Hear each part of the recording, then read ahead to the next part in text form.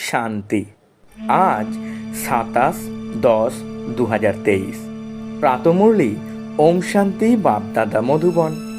বাবা বলছেন, মিষ্টি বাচ্চারা, তোমাদের মনে খুশির বাজনা বাজা উচিত, কেননা অসীম জগতের বাবা তোমাদের অসীমিত অবিনাশী উত্তরাধিকার দিতে এসেছেন। প্রশ্ন: মায়া মানুষকে কোন ভ্রমে ভ্রমিত করেছে, যে কারণে তারা স্বর্গে যাওয়ার পুরুষার্থ করে না? উত্তরে বাবা খুব সুন্দর করে বোঝাচ্ছেন। বাবা বলছেন, মায়ার 100 বছরে এই যে আড়ম্বর, এরোপ্লেন, বিদ্যুৎ, বৈদ্যুতিক সরঞ্জাম ইত্যাদি যা যা আবিষ্কার হয়েছে, এই আড়ম্বর দেখে প্রতিটা মানুষ মনে করে যে স্বর্গ তো এখানেই, ধন আছে, গাড়ি বাড়ি আছে, ব্যাস আমাদের জন্য তো এখানেই স্বর্গ। এ হলো মায়ার সুখ, যা ভ্রমিত করে। এর কারণেই তারা স্বর্গে যাওয়ার পুরুষার্থ করে না। গীত: মাতা ও মাতা, তুমি ভাগ্য বিধাতা। ওম শান্তি। এখন এ তো বাচ্চাদের বোঝানো হয়েছে যে যারা এসেছিলেন তাদেরই মহিমা করা হয়। ভারতবাসীরা তো জানে না, বিদ্বান পণ্ডিতরাও জানে না। জগৎ অম্বা অর্থাৎ জগতের মানুষকে রচনা করেন যিনি। তোমরা জানো যে যাকে জগদম্বা বলা হয়, তিনি এখন বাচ্চাদের সামনে বসে আছেন। ভক্তিমার্গে তো এমনই গাউন হয়ে এসেছে। বাচ্চারা, তোমরা এখন জ্ঞান পেয়েছ, অর্থাৎ জগদম্বার পরিচয় পেয়েছ। জগদম্বার নামেই বিভিন্ন ধরনের অনেক চিত্র বানানো হয়েছে। বাস্তবে জগদম্বা হলেন একজন। তাকেই কালী বলো, সরস্বতী বলো, দুর্গা বলো, এই অনেক নাম রাখার কারণে মানুষ দ্বিধাগ্রস্ত হয়ে গেছে। কালী কলকাতা ওয়ালিও বলা হয়। বাস্তবে তো এমন চিত্র হয় না। বাবা বলেন, এ সবই হলো ভক্তিমার্গের সামগ্রী। যখন থেকে ভক্তিমার্গ শুরু হয়, তখন থেকে রাবণ রাজ্য শুরু হয়। এ তো মানুষ জানেই না যে রাবণ কে আর রাম কে। এ হলো বেহদের কাহিনী। তোমরা বাচ্চারাই জানো যে রাবণ রাজ্য সম্পূর্ণ হওয়ার পরেই রাম রাজ্য শুরু হয়। রাম অবশ্যই সুখ দেবেন, আর রাবণ অবশ্যই দুঃখ দেবেন। ভারতে রাবণ রাজ্যকে শোক বাটিকা বলা হয়। বাবা বুঝিয়েছেন যে তোমরা সব এই সময় রাবণ রাজ্যে আছো। এ হলো ভারতেরই মুখ্য কথা। রাবণ রাজ্যে তোমরা ভ্রষ্টাচারী হয়ে গেছো। রাম অর্থাৎ বেহদের বাবা হলেন সুখ প্রদানকারী। এই সময় সকল মানুষই আসুরি মতে চলছে। বাকি রাবণ কোনো 10 শির বিশিষ্ট মানুষ নয়। এ হলো 5 বিকার, যাকে রাবণ বলা হয়। শিব বাবার মত হলো শ্রীমত। এখন তো সব আসুরিক সম্প্রদায়, তাই না? এ হলো অসীম জগতের কথা। তোমরা এই শ্রীমতে 21 জন্মের সুখ পাও। আসুরিক মতে চলে তোমরা 63 জন্ম দুঃখ পেয়েছ। তোমরা জানো যে এ রাবণ হলো বড়র থেকেও বড় শত্রু, যাকে মানুষ জ্বালাতে থাকে। মানুষ বোঝে না রাবণকে অবশেষে কবে আমরা জ্বালানো বন্ধ করব। ওরা বলে, এই রাবণকে জ্বালানো তো পরম্পরা ধরে চলে আসছে। কুশপুত্তলিকা বানিয়ে জ্বালাতে থাকে। বাবা বলছেন, অবশ্যই এই রাবণ সবাইকে দুঃখ দিয়েছিল, বিশেষ করে ভারতকে। তাহলে তো রাবণ বড় শত্রু হলো। এই বেহদের শত্রুকে কেউই জানে না। বেহদের বাবা এসে বেহদের সুখ প্রদান করেন, এমন সহজ কথাও কোনো বিদ্বান পণ্ডিত আদি জানে না। বাচ্চারা, তোমরা জানো যে আমাদের বেহদের বাবার থেকে সুখের অবিনাশী উত্তরাধিকার নিতে হবে। তবুও তোমরা প্রতি মুহূর্তে বাবাকে ভুলে যাও। ভক্তিমার্গে তোমরা ডেকে এসেছো, হে বাবা ক্ষমা করো, আমাকে দয়া করো। আমি তো ক্ষমা করতেই থাকি। যে ভাবনায় তোমরা দেবতাদের পূজা করো, তার জন্য অল্পকালের সুখ তো আমি অবশ্যই দিই। আর কেউই তোমাদের সুখ দিতে পারে না। আমি হলাম সুখ দাতা। ভক্তি মার্গেও আমিই দিই। মানুষ বলে গড ফাদার এই দিয়েছেন, ভগবানের জন্য বলে। তাহলে এমন কেন বলো এই ধন অমুক সাধু দিয়েছেন, যেখানে সুখ প্রদানকারী হলেন একমাত্র বাবা? মানুষ গেয়েও থাকে, হে ভগবান আমাদের দুঃখ দূর করো। তাহলে এমন কেন বলে অমুক সাধু আমার এই দুঃখ দূর করেছেন, সন্তান দিয়েছেন? তারা মনে করে ওদের কৃপায় সুখ পেয়েছি। ব্যবসায় লাভ হলে মনে করে গুরুর কৃপা হয়েছে। লোকসান হলে কিন্তু বলে না গুরু কৃপা করেননি। বেচারা ভক্তরা না বুঝে যা মনে আসে তাই করে, যা শোনে তাই অনুসরণ করতে থাকে। এ হলো ড্রামা। বাবা এখন এসে তোমাদের আপন করে নিয়েছেন। বাবার সঙ্গে ভালোবাসা রাখতেও মায়া অনেক বিঘ্ন সৃষ্টি করে, একদম মুখ ঘুরিয়ে দেয়। 21 জন্মের সুখ প্রদানকারী বাবার থেকে তালাক দিয়ে দেয়। বাবা বোঝান যে ভক্তি মার্গ আর জ্ঞান মার্গের মধ্যে রাত দিনের তফাৎ। ভক্তি করতে করতে যখন কাঙ্গাল হয়ে যায়, তখন বাবা এসে জ্ঞান দিয়ে 21 জন্মের জন্য তোমাদের ভাগ্যবান করে দেন। ওই ভক্তি তো তোমরা জন্মে জন্মে করতে থেকেছ। এর জন্য অল্পকালের সুখ পাওয়া যায়, দুঃখ তো অনেকই।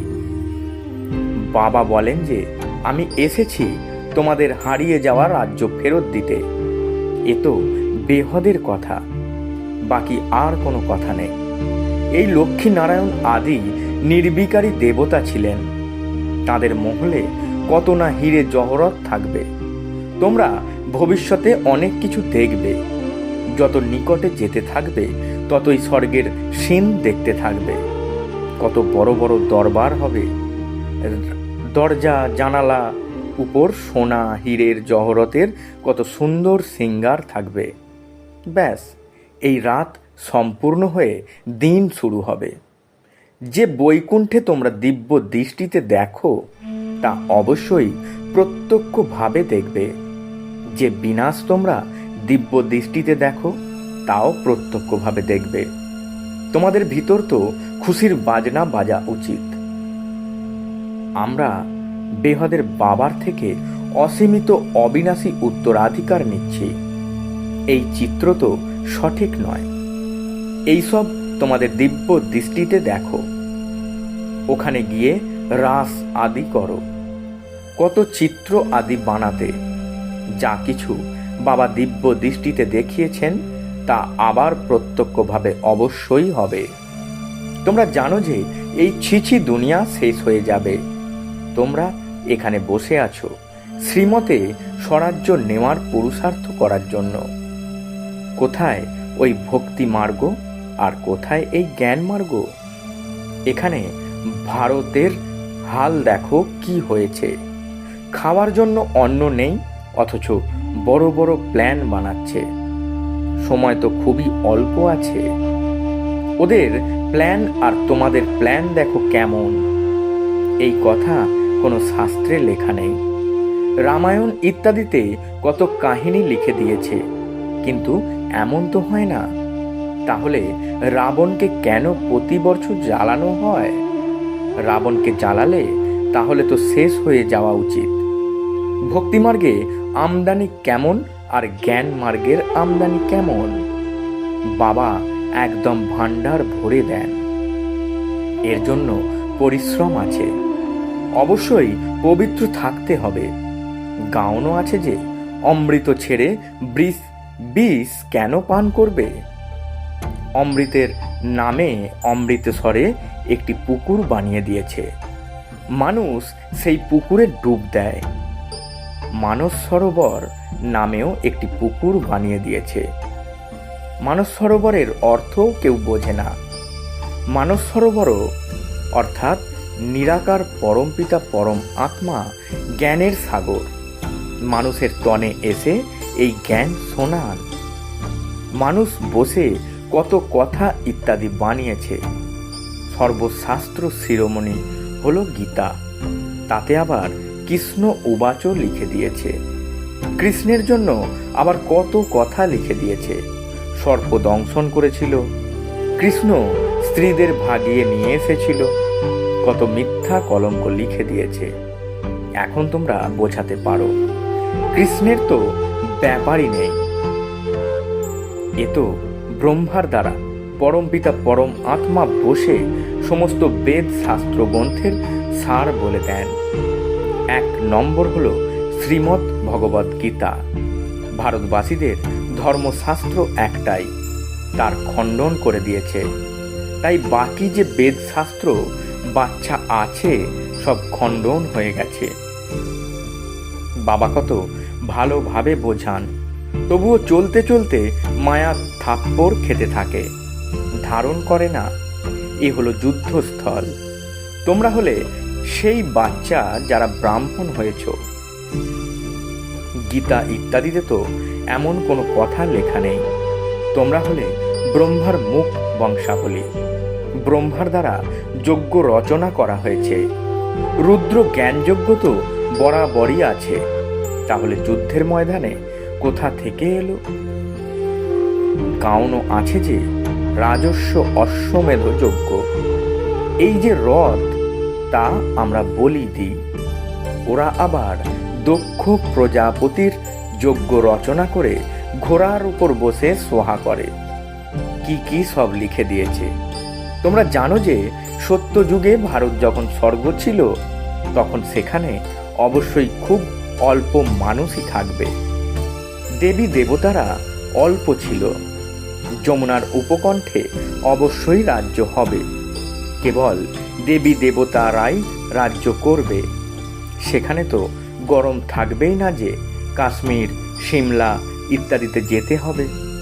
তত্ত্ব সম্পূর্ণ শতপ্রধান হয়ে যায়। এও যারা বোঝার তারাই বুঝবে। সত্যযুগকে স্বর্গ বলা হয়, আর কলিযুগকে বলা হয় নরক। দাপরকে এত নরক বলবে না। ত্রেতাতেও 2 কলা কম হয়ে যায়। সব থেকে বেশি সুখ আছে স্বর্গে। বলা হয় অমুকে স্বর্গে গেছেন। তারা কিন্তু স্বর্গের অর্থ বোঝে না। স্বর্গবাসী যখন হয়েছেন তখন অবশ্যই নরকে ছিলেন। প্রত্যেক মানুষই এখন নরকে আছে। বাবা এখন তোমাদের অসীমিত রাজ্য দিচ্ছেন। ওখানে তো সব কিছুই তোমাদের থাকবে। তোমাদের পৃথিবী, তোমাদের আকাশ, তোমরা অটল অখণ্ড শান্তিময় রাজ্য করবে। দুঃখের নামই থাকবে না সেখানে। তাই তার জন্য কতটা পুরুষার্থ করা উচিত। বাচ্চাদের অবস্থা কেমন তারা জানেও। আমাদের মা বাবা খুব ভালো পুরুষার্থ করেন। তাহলে আমরাও কেন পুরুষার্থ করে অবিনাশী উত্তরাধিকার নেব না? বাবা বলেন, বাচ্চারা পরিশ্রান্ত হয়েও না, শ্রীমতে চলতে থাকো। শ্রীমতকে কখনোই ভুলে যেও না। এতে খুব বড় সাবধানতার প্রয়োজন। যা কিছুই করো জিজ্ঞাসা করো, বাবা আমরা এ নিয়ে দ্বিধায় আছি, এই কাজ করলে আমাদের পাপ লাগবে না তো? বাবা কখনোই কারোর থেকে কিছু নেন না। ভক্তি মার্গেও ঈশ্বরের উদ্দেশ্যে দান করলে পরিবর্তে আবার নেয়ও। শিব বাবা নিয়ে কি করবেন? তিনি তো কোনো মহল বানাবেন না। সব কিছুই তিনি বাচ্চাদের জন্য করেন। তিনি বাড়িও যে বানান তা ভবিষ্যতে তোমাদের থাকার জন্য। তোমাদের স্মরণে মন্দিরও এখানে আছে। তোমরাও এখানে বসে আছো। যারা সেবা পরায়ণ বাচ্চা, তারা ভবিষ্যতে অনেক আশ্চর্যজনক ঘটনার প্রত্যক্ষ করবে। এখানে বসেই স্বর্গের চক্র লাগাতে থাকবে। তারপর সেখানে গিয়ে মহল বানাবে। মহলের তো কম্পিটিশন হয়, তাই না? এখন দেখো 100 বছরে কত বানানো হয়েছে। ভারতকে যেন স্বর্গের মতো বানিয়ে দিয়েছে। তাহলে তোমরা বুঝতে পারো ওখানে 100 বছরে কি না কি হবে। সায়েন্সের সমস্ত কিছুই তোমাদের ওখানে কাজে আসবে। সায়েন্সের সুখ হলো সেখানে, এখানে তো দুঃখ। সায়েন্সের জন্য মানুষ কত পরিশ্রম করে তোমরা বাচ্চারা বুঝতে পারো। এ হলো নিজেদের বড়াই, অল্প কালের ক্ষণভঙ্গুর সুখ। এ হলো মায়ার আড়ম্বর। এখন মানুষ এরোপ্লেন, রকেট ইত্যাদিতে যায়। পূর্বে এই সব সাধন ছিল না, বিদ্যুৎ ইত্যাদিও ছিল না। এ সবই হলো মায়ার সুখ, যা মানুষকে ভ্রমিত করে। মানুষ মনে করে ব্যাস এখানেই স্বর্গ। বিমান আদি তো স্বর্গেই ছিল, তাই এও স্বর্গ। এ কথা বুঝতে পারে না যে স্বর্গের জন্য এখন তৈরি হচ্ছে। তারা মনে করে ধন আছে, মহল আছে, ব্যাস আমাদের জন্য এখানেই স্বর্গ। আচ্ছা, তোমাদের ভাগ্যে এই স্বর্গ। আমাদের তো পরিশ্রম করে সত্যিকারের স্বর্গে যেতে হবে, যার জন্য তোমরা পুরুষার্থ করছো। পুরুষার্থে ঢিলেমি দিও না। গৃহস্থ জীবনে থেকে পুরুষার্থ করতে হবে, সার্ভিস করতে হবে। নিজেরা পবিত্র হয়ে তারপর তোমাদের আত্মীয় পরিজনদেরকেও যোগ্য বানাও। বাবার মিষ্টি মিষ্টি কথা শোনাও। বাবা দুইজন বাবার পয়েন্ট খুব ভালোভাবে বুঝিয়েছেন। অবিনাশী উত্তরাধিকার কিন্তু পাওয়া যায় এক বাবার থেকেই। আচ্ছা, মিষ্টি মিষ্টি হারানিধি বাচ্চাদের প্রতি মাতা পিতা বাপদাদার স্মরণের স্নেহ সুমনার সুপ্রভাত। আত্মাদের পিতা তার আত্মারূপী বাচ্চাদেরকে জানাচ্ছেন নমস্কার।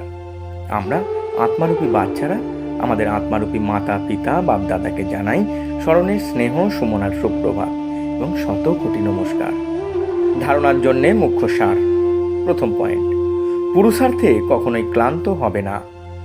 অনেক সাবধানের সঙ্গে শ্রীমত অনুযায়ী চলতে হবে, দ্বিধাগ্রস্ত হবে না।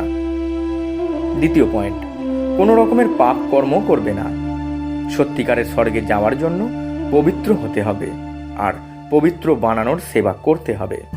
বরদান, নিশ্চয় বুদ্ধি হয়ে লৌকিকে অলৌকিক ভাবনা রেখে থাকা ডবল সেবাধারী ট্রাস্টি ভব।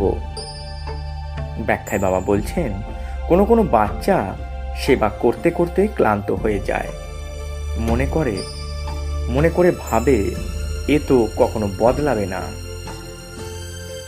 কখনো এই রকম হতাশগ্রস্ত হবে না। নিশ্চয় বুদ্ধি হয়ে আমার ভাবের সম্বন্ধের থেকে পৃথক হয়ে চলতে থাকো। কোনো কোনো আত্মার ভক্তির হিসাব মিটতে একটু সময় লাগে। সেই জন্য ধৈর্য ধরে সাক্ষীভাবের স্মৃতিতে স্থিত হয়ে শান্ত আর শক্তির সহযোগ আত্মাদেরকে দিতে থাকো। লৌকিকে অলৌকিক ভাবনা রাখো, ডবল সেবাধারী ট্রাস্টি হও। স্লোগান, নিজের শ্রেষ্ঠ বৃত্তির দ্বারা বায়ুমণ্ডলকে শ্রেষ্ঠ বানানো, এটাই হলো সত্যিকারের সেবা। ওম শান্তি। নমস্কার।